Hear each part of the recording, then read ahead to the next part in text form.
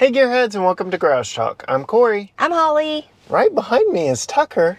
Yep, that's me. Got him in the second row this time around, even in a 3-row electric vehicle, because we are in the brand new 2024 Kia EV9. This is the Land Extended Range all-wheel drive version.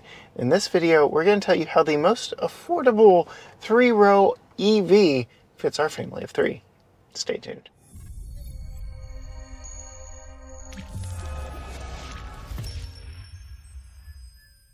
All right, Holly, this is backwards from the other vehicle we are currently testing. I got to spend a long time in this one.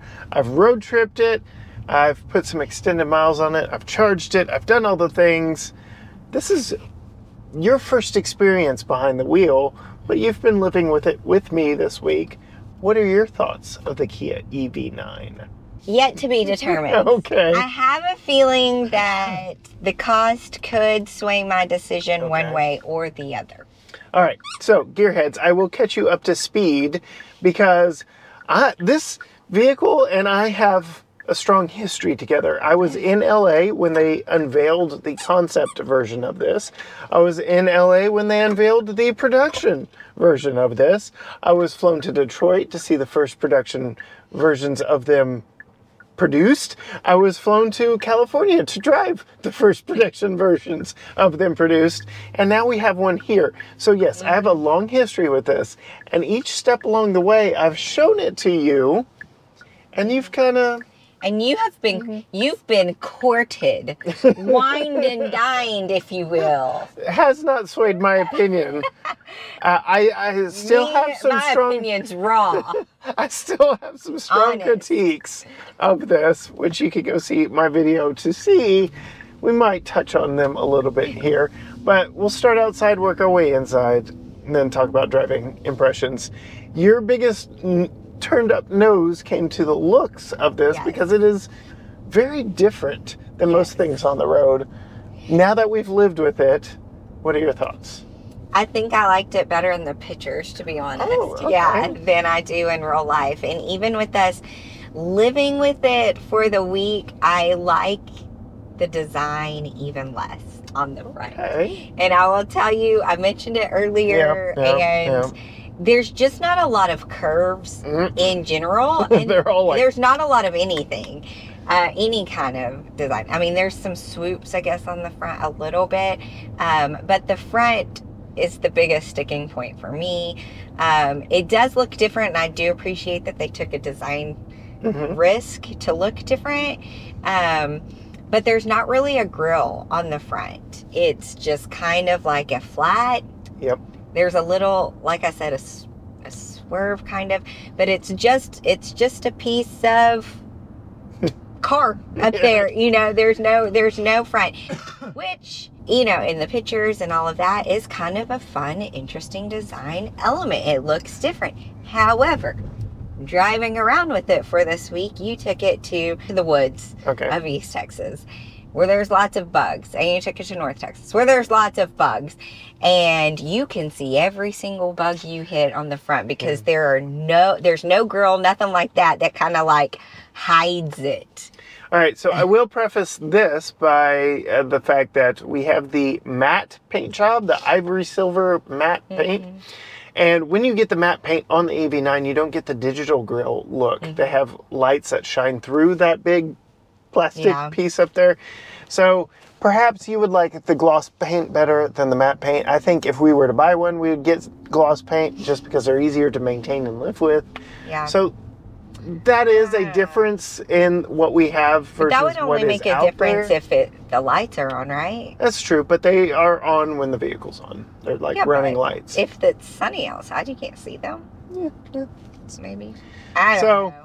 I'd like a little bit more interest, curves, something up front. Okay, moving down the side. This is a big 3-row SUV from Kia. It's the electric Telluride. That's what they want you to call it. That's what they're referring to it as. What are your thoughts on the profile of this? Again, Telluride had some curves. This has got hard creases everywhere. I don't love it. You know? What about the back? It's not my favorite. And those funky tail lights, the star The map? back is probably my favorite. Okay. It's got the most interest appeal It at the does? back, towards the back. It does. But that's it. All right. Yes, there is not a lot to this vehicle, and that is part of how they got the coefficient of drag, nerd speak. That's how they made it so slippery through the air. So this is a very aerodynamically efficient vehicle.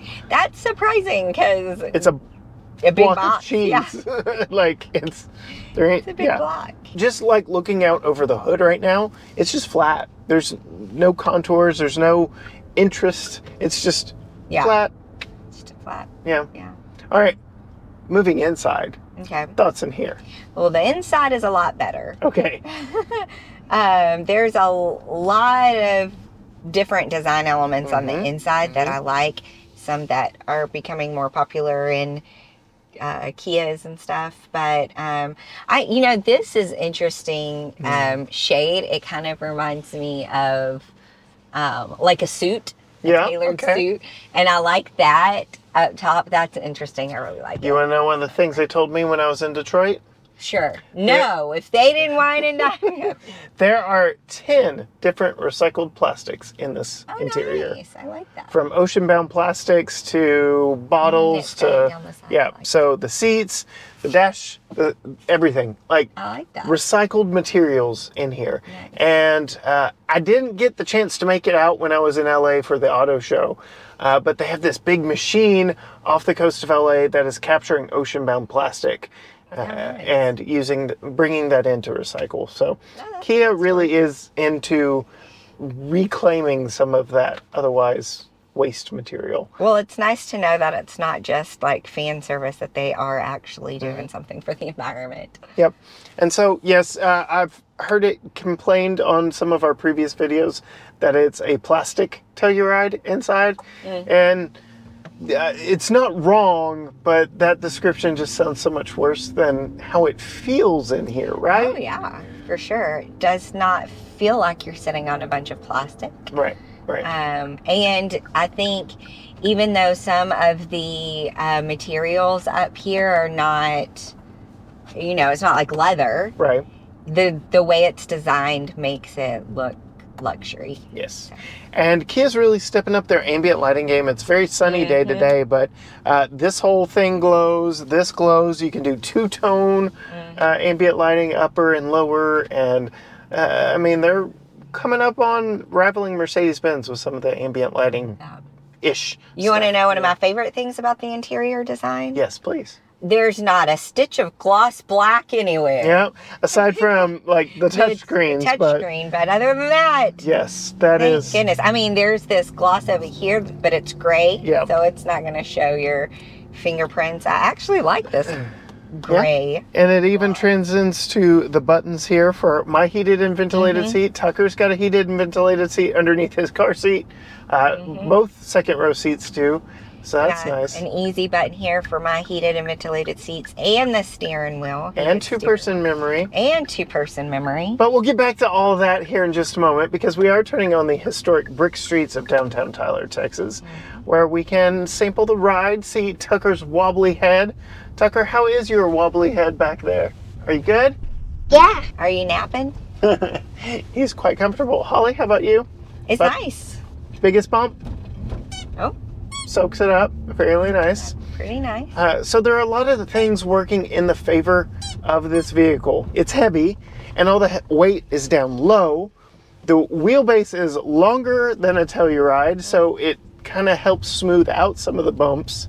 And we've got some decent sidewall on the 20-inch wheels and tires on this, so there's plenty of rubber to cushion some of the bumps. But you were giving me a hard time for being wined and dined and not being critical. I will say one of my sticking points with this vehicle is in its weight and in its suspension. There's only so much you can do with physics. I got to a spot on the highway going through Dallas and merging and all that stuff. I was at highway speeds and I hit a bump to where this thing just started going. And when you have that much weight going up and down, it got a little floaty boaty in not a good way. But in most scenarios, that's not going to be an issue. Commuting around East Texas like we would most of the time in this, that wouldn't be an issue. But yes, at highway speeds, if you hit a big enough bump, it will unsettle the vehicle in a very unsettling way. It was not the best. Floaty boaty. Floaty boaty. But we'll get back to your driving impressions as you formulate them further on the drive. But we'll talk more interior stuff. What are your thoughts on that steering wheel? I like the steering wheel. Very interesting, unique design. It Got is. this It's little not perfectly circular. kind of a squircle. Squircle? Yeah, a square circle? Yes. You've got these hole cutouts here that help you see the drive like mode that, selector and the power button for the vehicle. Sorry, everybody. Stop. Testing the brake. Yep. How do they work? Perfect. Okay. I'll leave that up to you. But interesting steering wheel, all the controls for your digital screen behind. We've got two 12.3-inch screens with a little helper screen here in the middle for your HVAC controls. So they kind of took what would normally be dead space and made something out of it. Thank goodness. I am grateful that they didn't put that dual function HVAC infotainment garbage that they've put in the EV6. I don't want to hear it again. And everything else. You're hearing it anyway. They didn't do it. Hallelujah. Other thoughts on the interior? Visibility. The visibility is pretty good. Big, wide windows. Big window in the back. Yeah. Two you have the sunroofs. blind spot monitors that pop up on the side. And blind spot cameras. And blind spot cameras. And then the cameras are really good. 360 cameras all the way around. So that's nice. Yeah. Nice. Is this the only... Yeah. That's it? Yeah. Yeah. That's because the back seat... seat... It doesn't even hold my thing very well. The back seat gets this whole pull-out tray, deep, giant well that you can put your purse in. So you're always looking for a place to put your purse. Yeah, and there's a spot right here to put your purse too. But like, if I needed to get something, I ain't getting it out of there. Well, that's for your backseat passengers. I really do think Kia is leaning into this being a chauffeur vehicle because of those heated and ventilated second row seats. And the fact that we've got the chauffeur buttons right here to where I can move my seat from where Tucker's sitting if I had to. Sunshades. And you can lean back while you're waiting for somebody to come out. Yeah. Only you can. I can't. I don't get that lounge mode. So you want to know my favorite feature of the seat that you're in right now? Okay. It's not the heating. It's not the ventilation. It's not the memory settings. Okay. It's this button right here. Oh. Oh. It's the you take a little nap in the car. It's the lounge mode for when you are charging and I like need to take a little nappy poo. I like it. I like to nap. I did take full advantage of this when I was charging, but the problem with this vehicle is if you find the proper charger, it isn't charging long. So one downside, but then you take a little 15-minute snoozer. And then just prop you back up. Everything goes back into place, including the steering wheel and your seat. And you get all comfy again. I do like that. Back in the back seat, Tucker's got sunshades on both of the rear windows. He's got ceiling mounted vents with ceiling mount controls. A second pane of glass back there with the power sunshade, which I guess now is a good time to talk about putting his child safety seat in. Second row space in the Kia EV9 is pretty good. You can see I'm sitting behind where I have been this entire video. And I've got an armrest back here.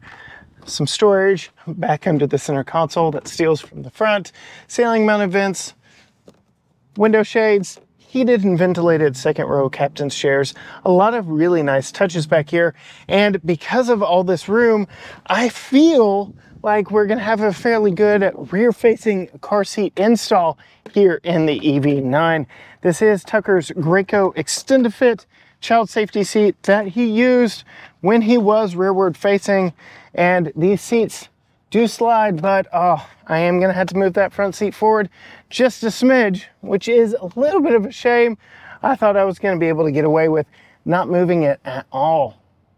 But quite a bit of movement required.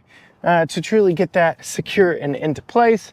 So there we go. That is a rear seat install. See what that does to front seat comfort. It's still good. My knees are close to the dash, not my favorite, but still plenty roomy. Luckily, kids do not stay rear facing for that long. Of course, they are safer rear facing, so the longer you can do that, the better. Moving it around to put it in a front facing format, go ahead and drop the top tether back there. Lower latch points are kind of buried in the lower seating section, but for the most part, they're really easy to attach to. And given the vehicle's size, height, and everything, pretty easy to get in here and tighten it down. This being a moving second seat, it's got a lot of travel that actually allows me to come around to the top tether and see what I'm doing back here. As I tighten it down, I can tell you it is a hard corner back here and will not destroy these recycled plastic SynTex seats. So that is a nice touch. Very easy to install, but unfortunately now, when it comes to getting into the third row, these seats are not so friendly to child seats for access to the third row. You can see the seat back leans forward before the seat actually goes down. So what does that mean if you had two child seats in here? Well, luckily you do have that center pass through. You also do have a little bit of space by moving the seat all the way forward, but I'm gonna see just what it's like thanks to you and your comments. Climbing here through the center, not too bad. There's plenty of leg room in between the first and second row. Now, let's put Tucker's child safety seat back here in the third row.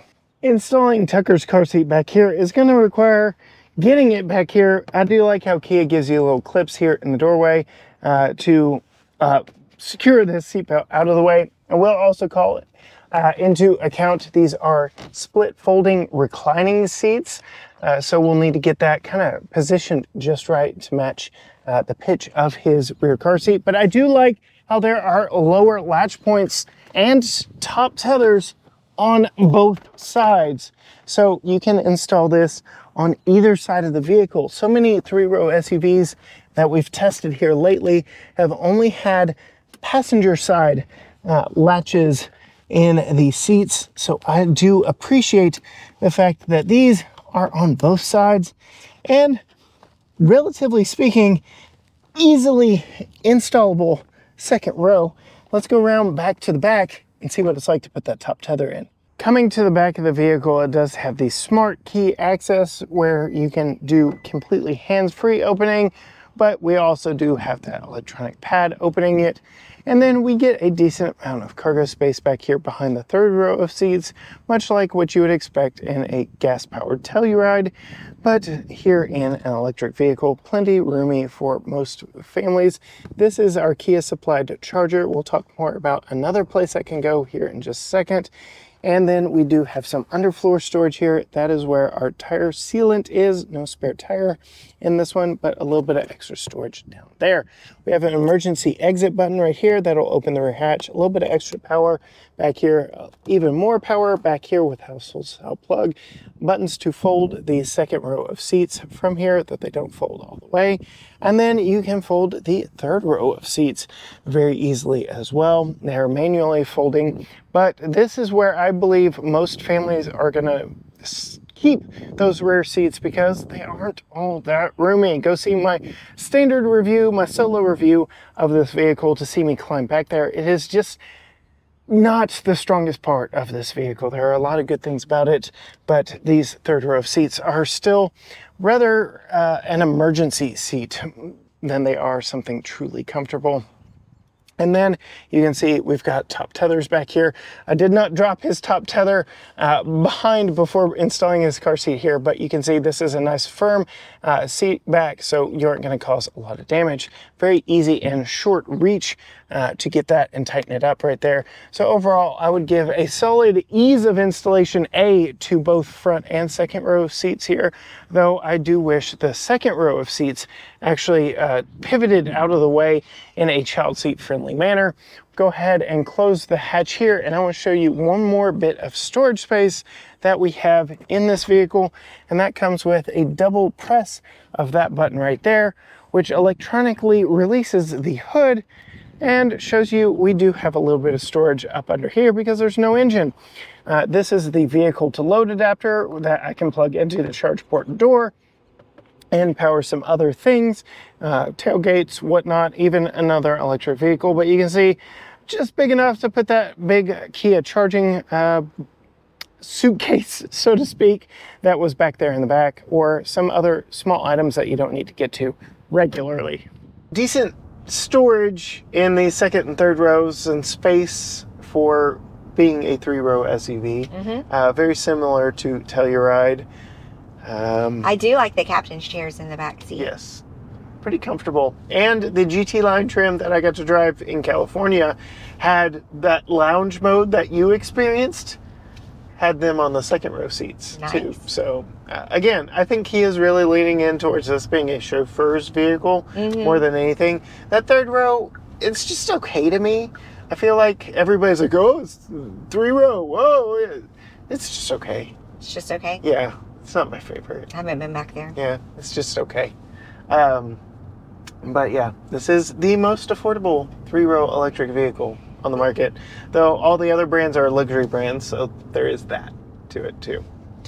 All right, have you formed driving impression opinions? I noticed you're on level 1 of regenerative braking up there. Yeah. So look thoughts. at me go. How is the power delivery? Does it feel big and heavy, or does it feel... Well, no, it does not feel big and heavy. And the steering wheel doesn't feel big and heavy to turn. Yeah.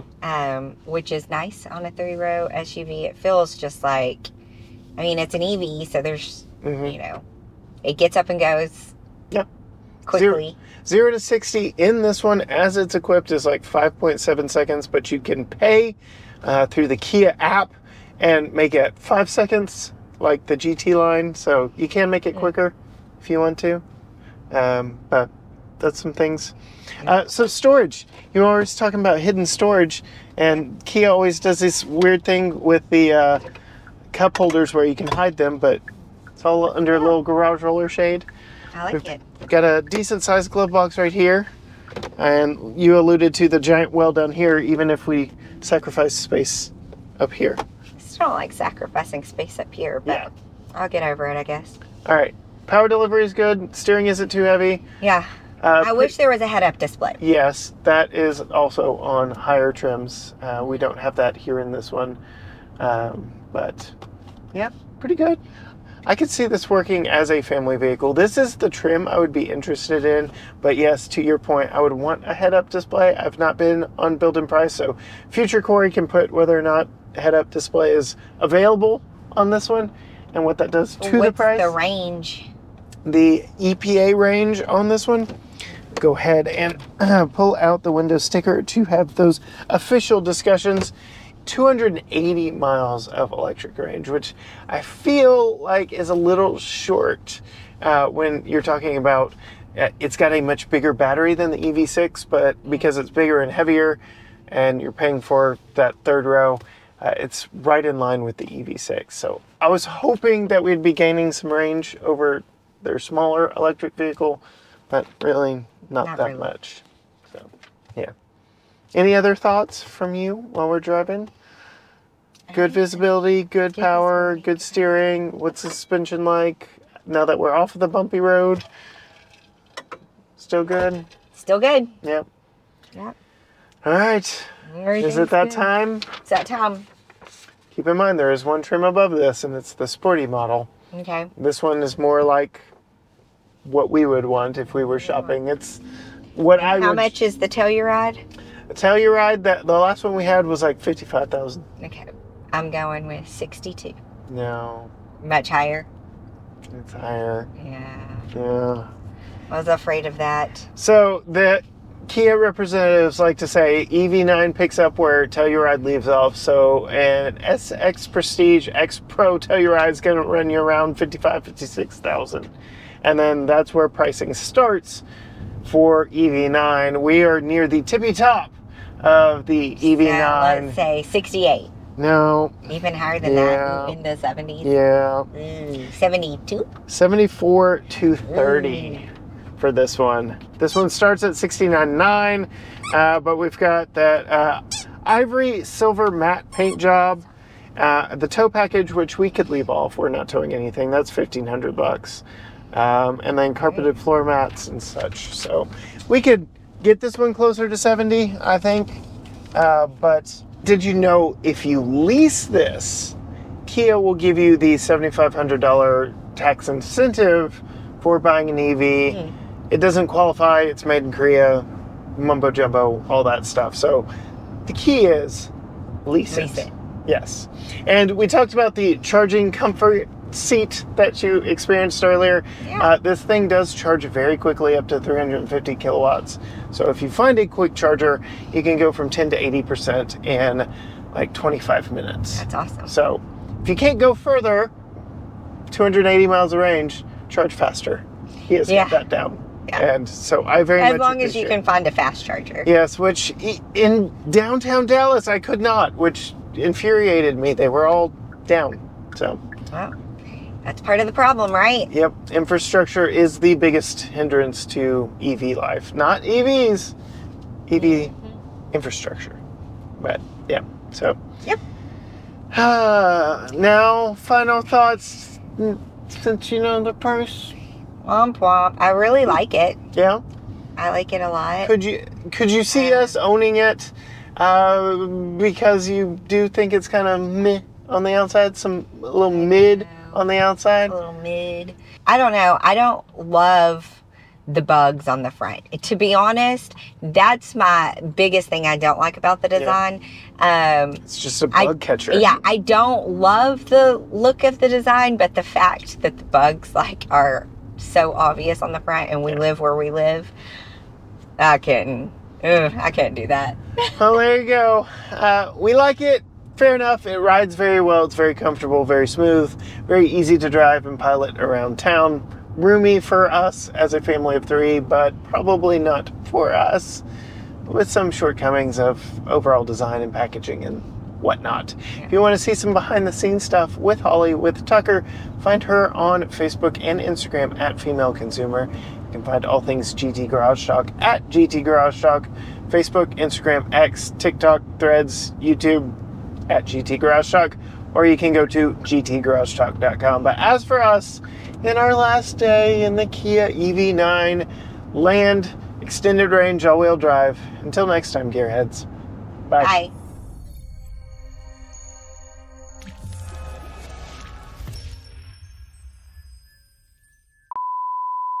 Give it a little. Just see. Yeah. Hear that engine roar. What do you think of the fake noises that it makes? It's interesting. Yeah. Tucker, do you like EVs? Yeah. Why do you like EVs? Because they're fast? Yeah. You've sat in the back row and in the middle row. Which spot do you like better? Back. Which spot do you have more legroom? Both. Really? Okay. Me and Daddy do whatever we want. No. Oh, really? Oh boy. You don't think... Don't dig us into a hole, T-Man.